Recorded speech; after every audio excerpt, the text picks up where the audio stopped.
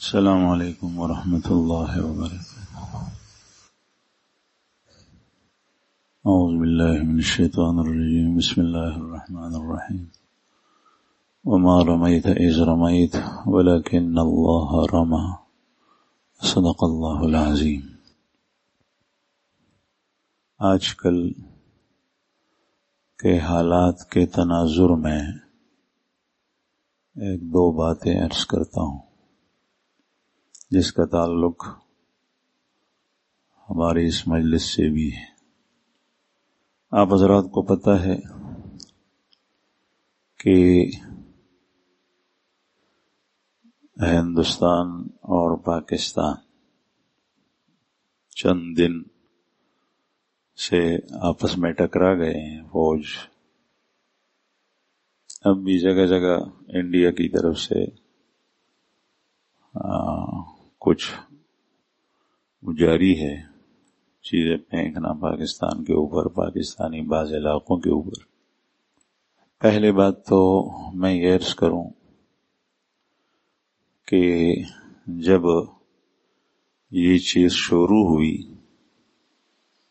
تو اس کو ڈرامہ کہا گیا۔ ڈرامہ، یہ ڈرامہ ہے، جنگ نہیں ہے۔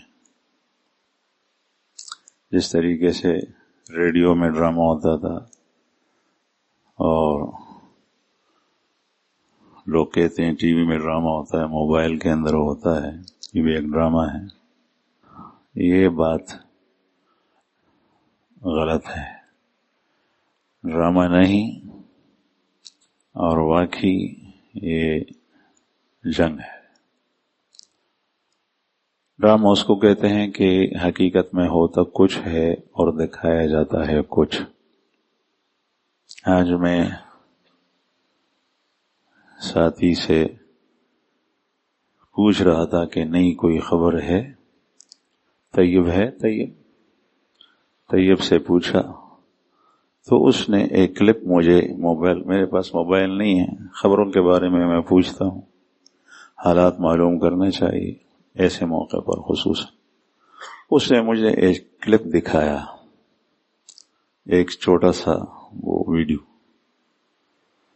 کہ جس میں ہندوستانی جو پائلٹ ہے، خاتون عورت وہ ہے، اور سامنے ایک فوجی جرنیل بیٹھا ہوا ہے، آپس میں باتیں کر رہے ہیں۔ تو اس نے کہا یہ کمپیوٹرائز ہے، یہ حقیقت نہیں ہے، یہ حقیقت نہیں ہے، یہ کمپیوٹرائز ہے، یعنی کمپیوٹر سے کسی نے بنایا ہے۔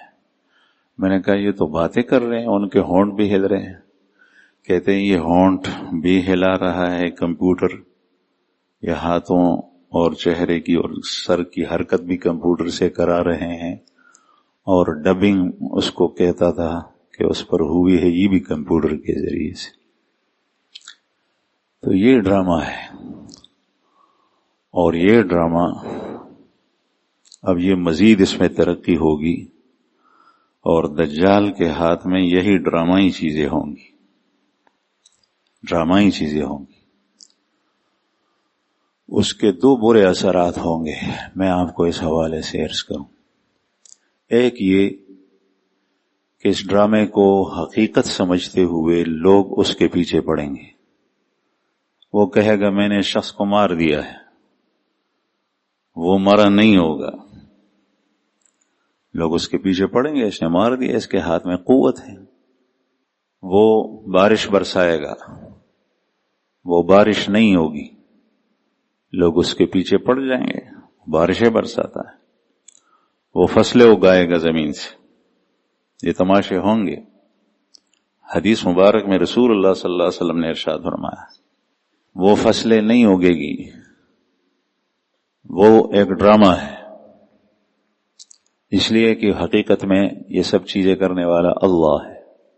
حضرت عیسیٰ علیہ السلام پیغمبر ہے اللہ کے، معجزہ اللہ نے دیا ہے۔ وہ پرندہ مٹی سے بناتا ہے تو وہ کہتا ہے کہ میں نے اپنے اس سے نہیں بلکہ اللہ کے اذن سے، اللہ کے ارادے سے اس کو بنایا، اللہ کے ارادے سے اڑایا۔ فَيَكُونُ طَيْرًا بِإِذْنِ اللَّهِ وَأُبْرِئُ الْأَكْمَحَ وَالْأَبْرَصَ بِإِذْنِ اللَّهِ وَأُحْيِي الْمَوْتَى بِإِذْنِ اللَّهِ۔ میں مادرزاد اندھوں کو اور اکمہ کو، ابرس کو یعنی برس کے مریضوں کو زندہ ٹھیک کرتا ہوں، لیکن بِإِذْنِ اللہ، اللہ کے اذن سے، اور اللہ نے اس کو بتایا ہے کہ ایسا کر، میں ایسا کروں گا، لیکن دجال کو اللہ نے نہیں بتایا کہ تو ایسا کر، میں ایسا کروں گا۔ تو ایک یہ ہے کہ بعض اس قسم کے لوگ نابلد قسم کے، ناواقف، وہ اس ڈرامے کی نظر ہوں گے، وہ اس کو حقیقت سمجھیں گے، اس کے پیچھے جائیں گے کہ اس کے پاس کچھ ہے۔ آج کل وہ سلسلہ جا رہا ہے، پہنچ رہا ہے۔ میں دبئی گیا، مجھے پتہ نہیں تھا، مجھے ایک ساتھی نے ایک کارڈ دی،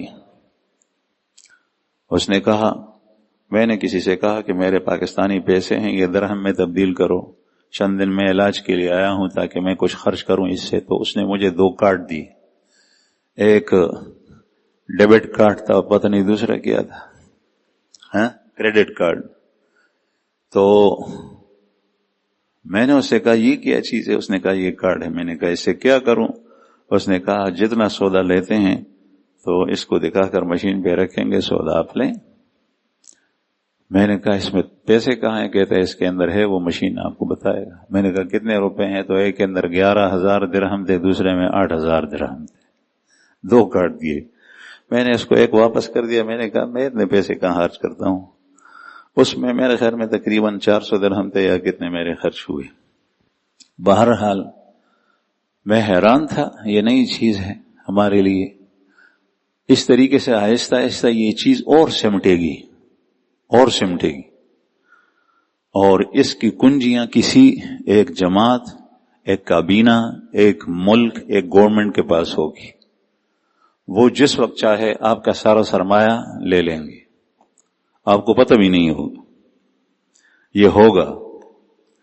تو ایک یہ دوسرا نقصان اس کا یہ ہوگا کہ پھر بعض لوگ تیز دماغ والے وہ کہیں گے کہ یہ سارے ڈرامے ہیں، سب چیزوں کو ڈرامہ کہے گا۔ وہ کہے گا کہ پیغمبر کے زمانے میں جو یہ ہوا یہ بھی اس طریقے سے ڈرامہ تھا، یہ بھی اسی طریقے سے ڈرامہ، الیاذ باللہ۔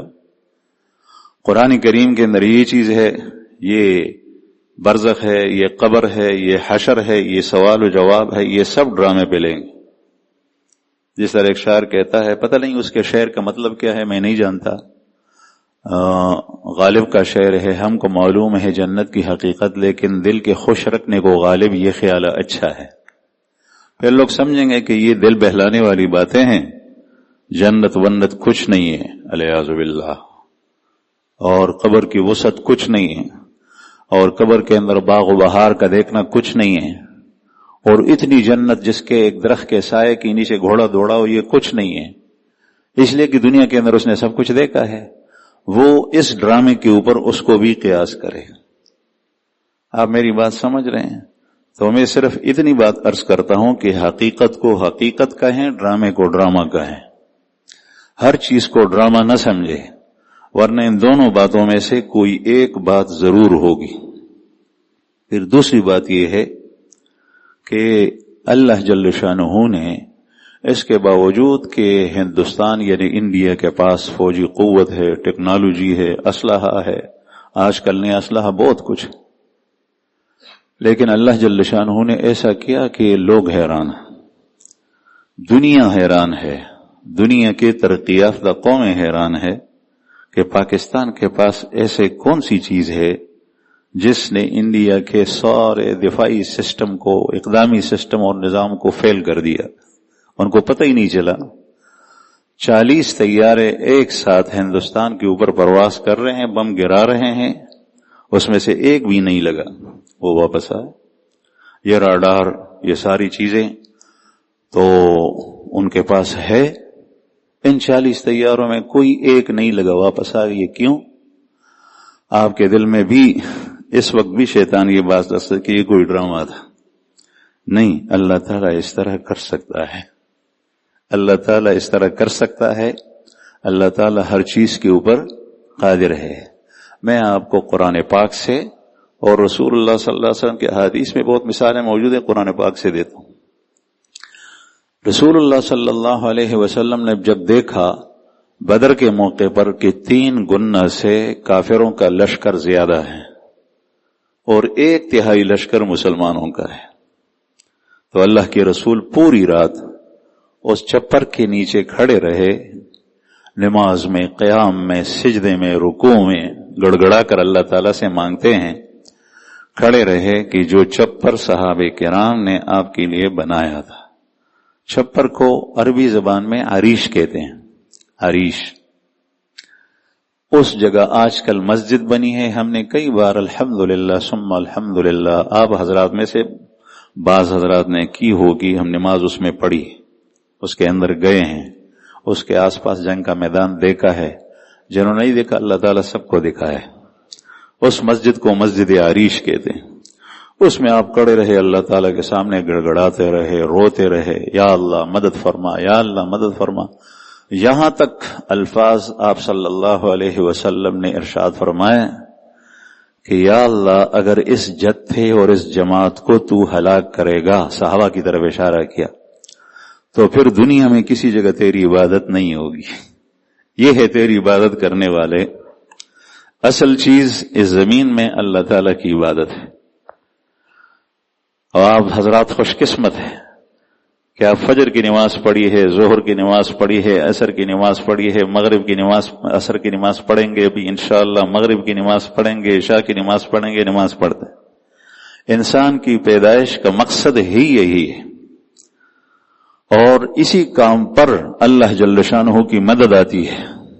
اس لیے اس موقع پر رسول اللہ صلی اللہ علیہ وسلم نے اپنی طرف سے جو ارشاد فرمائی، یہ نہیں کہ اللہ ہمارے پاس میزائلیں ہیں، بڑی بدنامی ہوگی، ہمارے پاس جہاز ہے، ہمارے پاس ٹیکنالوجی ہے، یہ ساری چیزیں ہیں، ہماری مدد فرما، نہیں، ہمارے پاس آپ کی بندگی ہے، ہمارے پاس عجز ہے، ہمارے پاس یہ فقیری ہے، اور ہمارے پاس کچھ نہیں ہے۔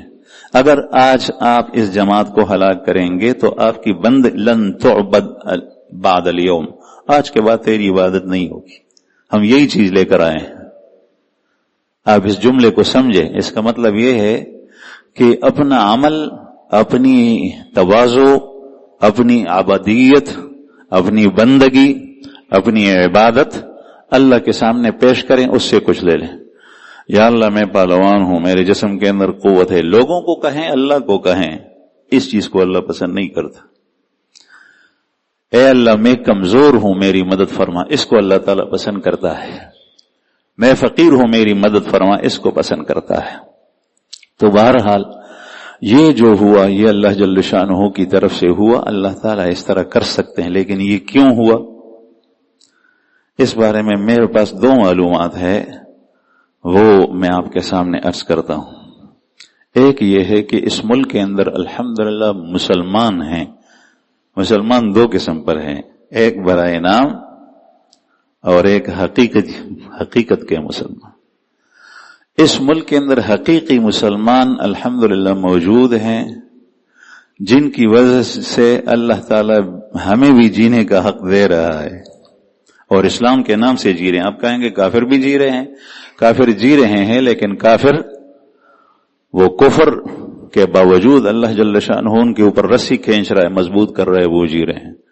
لیکن مسلمان کے لیے آخرت میں جگہ ہے، دنیا کے اندر اس کو جو سعادت نصیب ہوتی ہے، فتح نصیب ہوتا ہے یہ، اور دنیا میں کافروں کے اوپر غلبہ نصیب ہوتا ہے، اس کے پیچھے کچھ ایسے لوگ ہوتے ہیں کہ جن کے بارے میں چاہے لوگوں کو معلوم ہو یا نہ ہو، ان کا گڑگڑانا، ان کی عبادت کرنا، ان کا رونا دھونا، ان کا راتوں کو اٹھنا، ان کا اپنے لیے، اپنی قوم کے لیے دعائیں کرنا، یہ ساری کی ساری چیزیں یہ ہوتی۔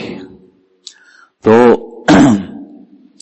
یہ چیز ہے، ایک یہ چیز الحمدللہ دنیا کے اندر آپ گھومے پھریں، ہم نے دیکھا کہ مسلمان الحمدللہ ہے، بہت ساری جگہوں کے اندر ہے، اور حقیقی مسلمان میں تعداد بہت کم ہے۔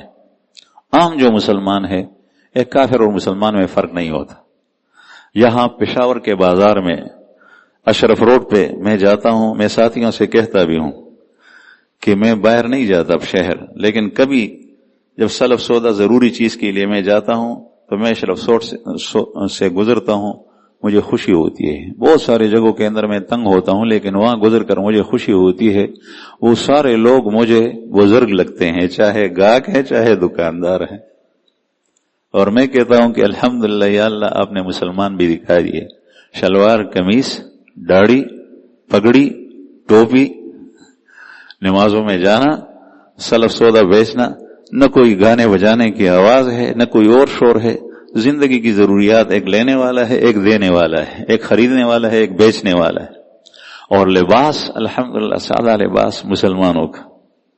آپ کسی جگہ بھی دیکھیں یہ لباس آپ کو نظر نہیں آئے گا، یہ ہولی آپ کو نظر نہیں آئے گا، یہ سر چھپانا ٹوپی یا پگڑی سے آپ کو نظر نہیں آئے گا.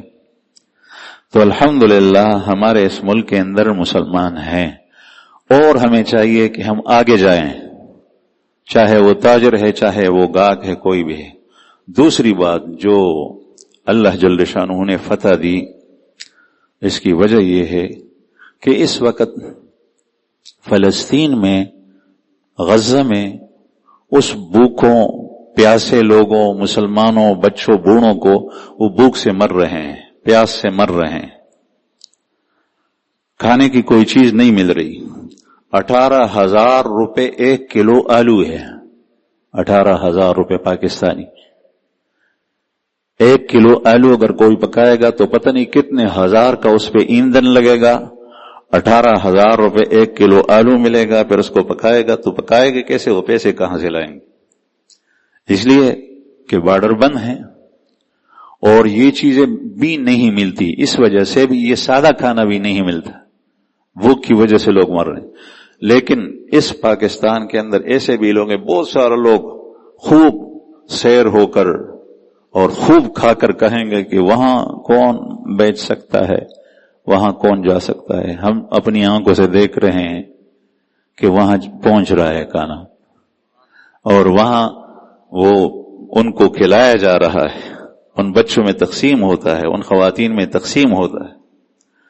اور یہی وجہ ہے پورے پاکستان سے الحمدللہ مختلف لوگ کام کر رہے ہیں، کچھ خفیہ، کچھ دکھا نہیں رہے کون ہے پیچھے کون نہیں ہے.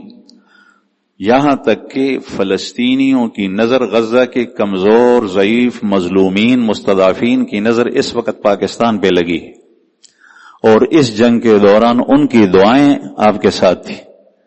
وہ غزہ کے کنڈرات پر ایک نوجوان کھڑا ہے، وہ کہتا ہے غزہ ماں پاکستان، غزہ ماں پاکستان، غزہ پاکستان کے ساتھ، انا ماں پاکستان، میں پاکستان کے ساتھ ہوں. وہ ریت کے اندر دریا کے کنارے بھوک پیاس کی حالت میں پاکستان کا جھنڈا بنا رہا ہے.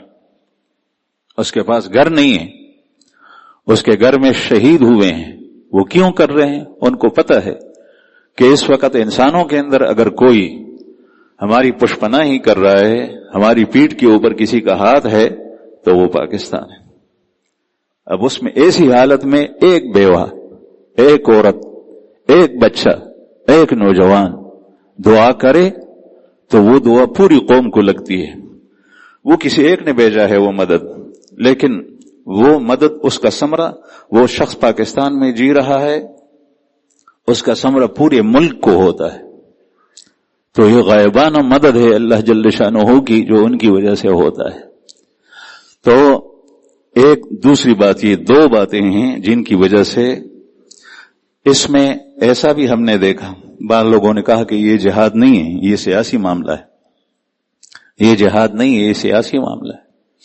میں نے ایک کہاوت سنی تھی، ایک آدمی تھا بغیرت سا، اس کے گھر میں کوئی دوسرا آدمی، اس کے بیوی کے ساتھ اس کا تعلق تھا، وہ آ رہا تھا تو اس نے کہا تو اس دروازے کے اندر سے داخل ہو جا، میں تیرے ساتھ ایسا کروں گا. وہ داخل ہوا.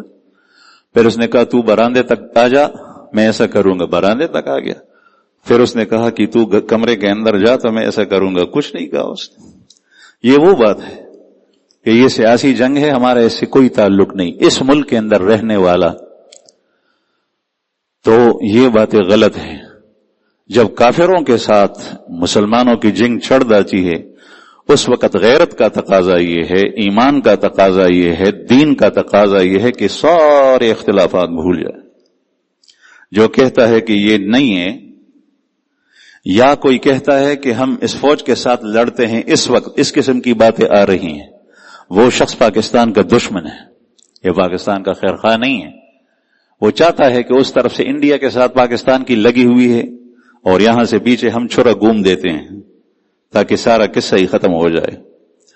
یہ نہ غیرت ہے، نہ اسلام ہے، نہ ایمان ہے، نہ دین ہے، کچھ بھی نہیں ہے۔ پتہ نہیں اس شخص کو ملتا کیا ہے، ہماری سمجھ میں نہیں آتا۔ تو میری بات آپ سمجھ گئے ہوں گے۔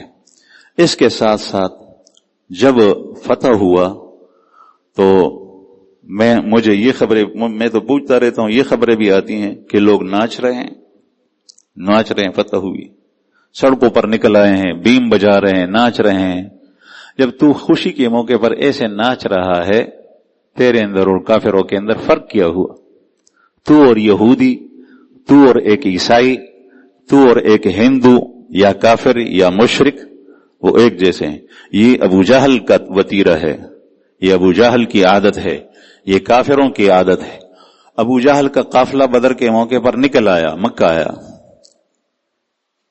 حدیث مبارک کے اندر تشریح آتی ہے، قرآن پاک کے اندر اجمال ہے۔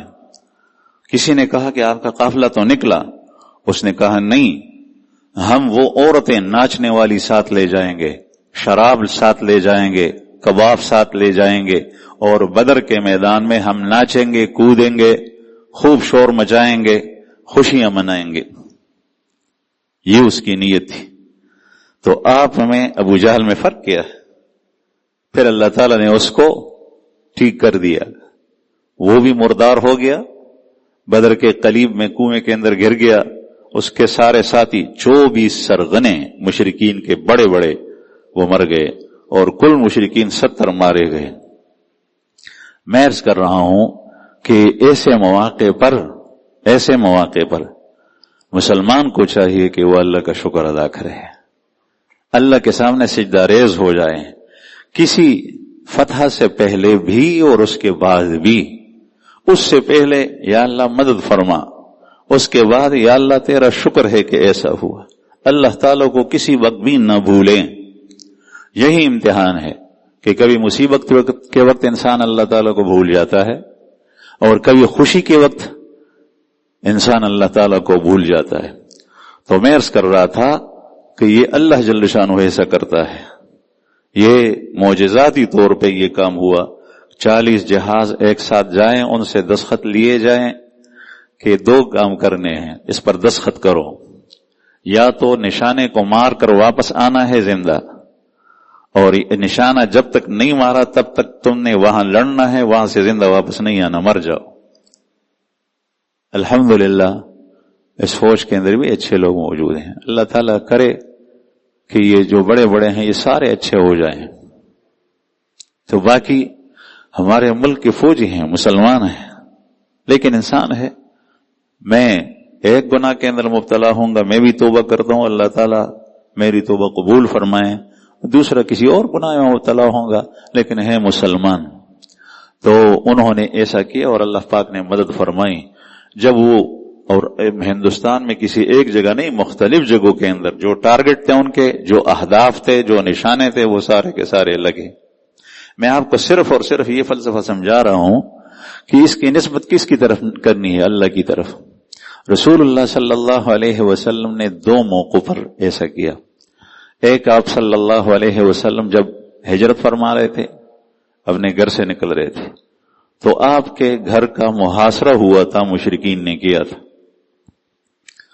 رسول اللہ صلی اللہ علیہ وسلم بڑے شجاع تھے، صحابہ کرام کہتے ہیں کہ آپ جیسا بہادر ہم نے نہیں دیکھا۔ جنگ کے موقع پر جہاں کوئی بھی صحابی نہیں پہنچتا تھا، وہاں پر اللہ کا رسول گیا، اکیلا گیا۔ حنین کے موقع پر یہ بھی پہاڑ ہے، یہ بھی پہاڑ ہے، یہ بیچ میں درہ ہے، درے کے اندر جو ہے وہ نیچے صحابہ کرام اور آپ صلی اللہ علیہ وسلم جا رہے ہیں، پورا لشکر طائف کی طرف رخ ہے، حوازن اور ثقیف ادھر بیٹھے ہوئے ہیں پتھروں کے پیچھے، اور ان سے زیادہ تیر اندازی میں ماہر کوئی اور نہیں تھے۔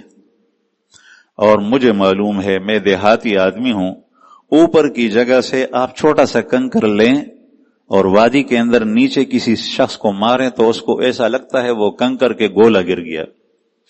کنویں کے اندر کوئی شخص ہو, کنویں کے منڈیر سے کوئی چھوٹا سا پتھر پھینکے, وہ شخص اس پہ لگے تو ایسا لگتا ہے جس طریقے سے کوئی گولی ہے. صحابہ کرام نیچے اور وہ لوگ اوپر ہیں, اوپر سے مار رہے ہیں, اور تیر ایسے برس رہے ہیں جس طریقے سے بارش کے قطرے. اسی وقت میں بعض صحابہ بہت پیچھے رہ گئے, بعض سے تھوڑے آگے آ گئے, بعض اس سے آگے گئے. کچھ صحابہ کرام ایسے تھے جو رسول اللہ صلی اللہ علیہ وسلم کے ساتھ آگے تک گئے, لیکن آخر میں ایک ایسا وقت آیا کہ وہ صحابہ بھی پیچھے ہٹ گئے. جا نہیں سکتے, بارش کے قطروں کی طرح تیر گر رہے ہیں, اور خچر کے اوپر آپ سوار ہیں. ایک جگہ ایسی آئی, اتنے یعنی کثرت سے تیر برس رہے تھے کہ سواری ایک قدم آگے نہیں بڑھ سکتی. تو آپ صلی اللہ علیہ وسلم کودے اور تلوار ہاتھ میں لی اور پیدل چل پڑے اور فرمایا انا النبی لا کذب انا ابن عبد المطلب, میں نبی ہوں, اللہ کا پیغمبر ہوں, اس میں کوئی جھوٹ نہیں, اور میں عبد المطلب کا بیٹا ہوں. عبد المطلب کو طائف میں ادھر ادھر سارے جانتے تھے. رسول اللہ صلی اللہ علیہ وسلم کے والد ماجد چونکہ کم عمر میں ان کا انتقال ہوا تھا, ان کو کوئی نہیں جانتا تھا, اور اس وقت عبد المطلب کو اس لیے بھی جانتے تھے کہ وہ خانہ کعبہ کے متولی تھے, لوگ خانہ کعبہ آتے رہتے تھے. تو یہ شجاعت اللہ تعالیٰ نے دی تھی. اسی حالت میں آپ گھر سے باہر نکلے, ایک مٹھی زمین سے مٹی کنکر اٹھا کر جو ہے وہ لیا اور فرمایا تشاہت الوجوہ شاہت الوجوہ. یہ مٹی جب پھینک دی ادھر بھی ادھر بھی, سارے مشرکین کھڑے اندھے ہو گئے, کوئی چیز نظر نہیں آ رہی. آپ صلی اللہ علیہ وسلم ان کے بیچوں بیچ, اس ادھر بھی کھڑے ہیں دیوار کے ساتھ, ادھر بھی کھڑے ہیں. ان کو آرڈر تھا کہ جیسے ہی یہ نکلے, نہیں اندر جا کر جو ہے وہ حملہ کرو, اور جب نکلے تو پھر تو ظاہر ہے چھوٹ نہیں سکتے تھے. لیکن آپ صلی اللہ علیہ وسلم سیدھے گئے, علی کو بستر پر لٹا کر چھوڑا.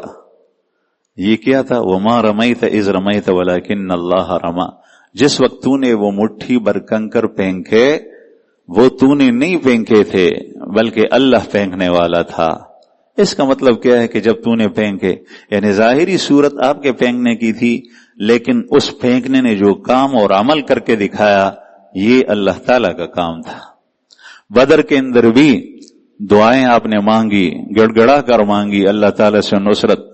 پھر اس کے بعد جب لڑائی شروع ہو گئی, گھمسان کی جنگ, آپ صلی اللہ علیہ وسلم نے کنکر لی اور پھینکے کفار کی طرف. تو روایات میں آتا ہے, مغازی میں آتا ہے, صحابہ کرام فرماتے ہیں کہ آپ کی مٹھی بھر ریت کنکر میں سے کوئی کافر ایسا نہیں تھا جس کی آنکھوں میں کچھ نہ کچھ نہ گرا ہو. وہ آنکھیں مل رہے تھے اور مسلمان جا کر ان کو مار رہے تھے. وما رمیت اذ رمیت ولکن اللہ رما. میں عرض کر رہا ہوں کہ آج کل دنیا کی لوگوں کی باتوں میں نہیں آنا چاہیے. اللہ تعالیٰ آپ سے پوچھے گا, میں نے تیرے سر اور کوپڑی کے اندر دماغ دیا تھا, تو ان باتوں میں لوگوں کے پیچھے جا رہا تھا, تو نے خود بھی اپنی صلاحیتوں کو استعمال کیا تھا, سوچا تھا یا نہیں؟ اللہ تعالی ہماری ہر جگہ مدد فرمائے, اور صحیح معنوں کے اندر اللہ پاک ہمیں اپنا بندہ بنا لے. اللہ جل شانہ سے غافل نہیں ہونا چاہیے, اس سے خوشی, راحت, امن کی حالت میں بھی تعلق مضبوط رکھیں, تو وہ مصیبت کے اندر بھی پھر کام آئے گا.